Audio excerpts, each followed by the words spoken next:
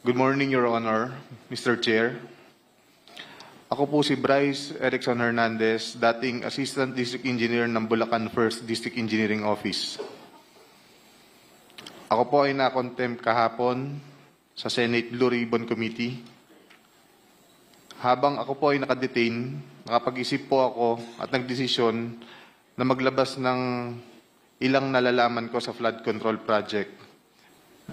Si Senator Jinggoy Ejercito Estrada, Senator Joel Villanueva, Yusek Robert Bernardo, at D. Alcantara. Si Senator Jinggoy po ay nagbaba ng 355 million ngayong 2025 sa mga ilang projects sa Bulacan.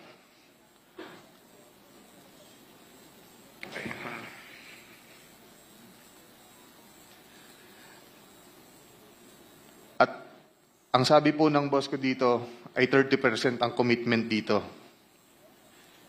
Ang mga projects po na to ay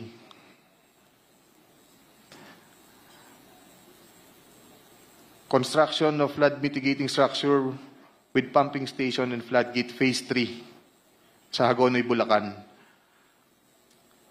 Flood control mitigating structure with pumping station and floodgate sa Malolos, Bulacan. Hindi ko na po babasahin lahat to. Isasama ko po to sa aking written statement. No, mahalaga pong basahin yung buong listahan ng mga proyekto.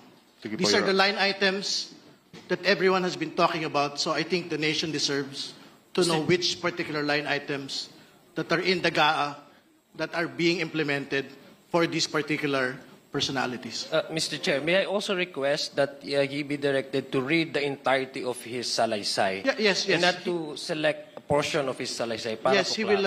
I think he will be required to read the entire, but we need the specific line item in the General Appropriations Act to be able to tie these particular projects to political personalities, not just DPWH engineers, not just contractors. Please proceed. Mr. Chair,